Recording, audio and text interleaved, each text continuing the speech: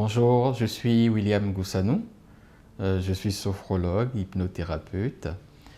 Je propose de vous parler aujourd'hui de la sophrologie. J'ai reçu beaucoup de demandes sur qu'est-ce que la sophrologie, à quoi sert la sophrologie, quels sont les principes de la sophrologie, dans quel cas recourir à la sophrologie. Et là, donc aujourd'hui, nous allons aborder tous ces points. Alors, qu'est-ce que la sophrologie? La sophrologie, c'est une méthode psychocorporelle mise au point par le professeur Caicedo, qui est lui-même neuropsychiatre, donc médecin, qui a mis au point cette méthode dans les années 60.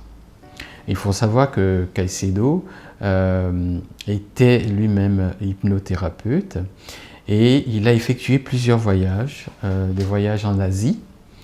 Et ces voyages en Asie l'ont amené donc au Japon, au Tibet, en Chine. Et ces voyages lui ont permis d'aborder plusieurs disciplines, plusieurs savoirs de l'Asie, comme le yoga, la méditation, le zen, le bouddhisme. Et dans sa quête, et suite à ses voyages d'études, il a compilé l'ensemble de ses connaissances qu'il avait en tant que médecin, en tant que psychiatre.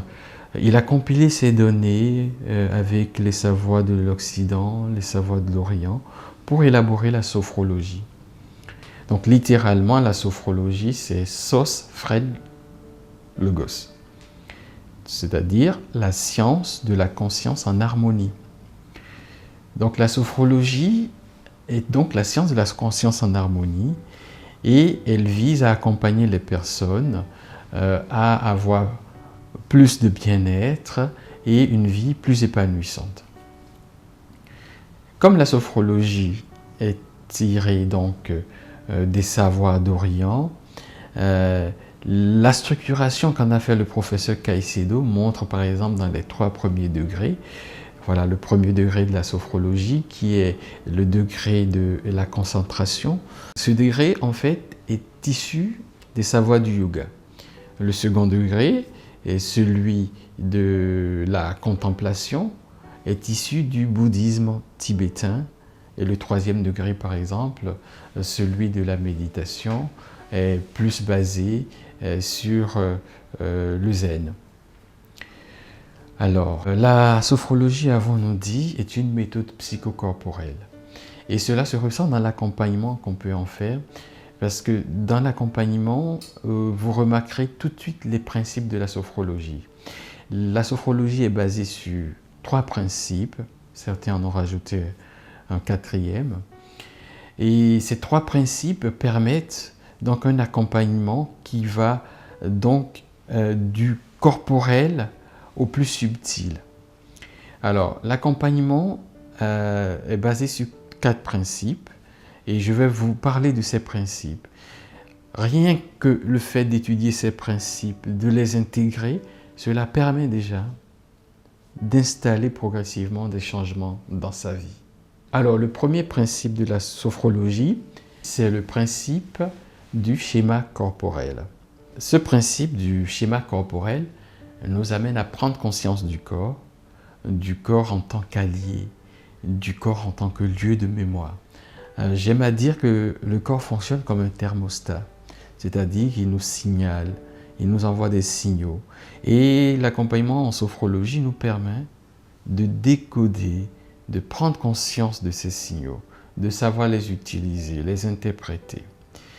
Le corps est un lieu de mémoire.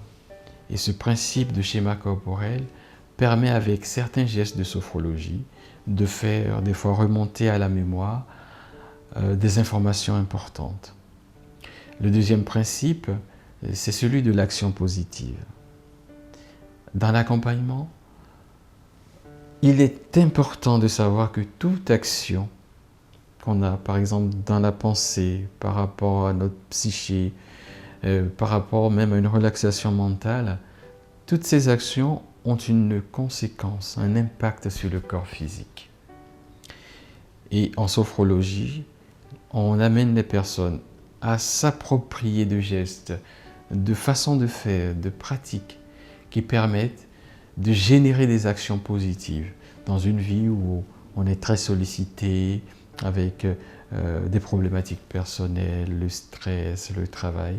Donc ce principe d'action positive va permettre à longueur de journée, en tout cas à notre rythme, d'inséminer, de mettre des actions en place pour vraiment redonner à notre corps toute sa dimension de souplesse, toute la dimension de bien-être, de se sentir bien dans son corps.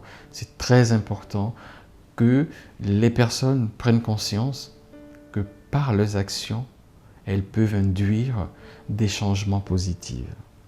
Elles peuvent installer un ressenti positif, un bien-être progressif.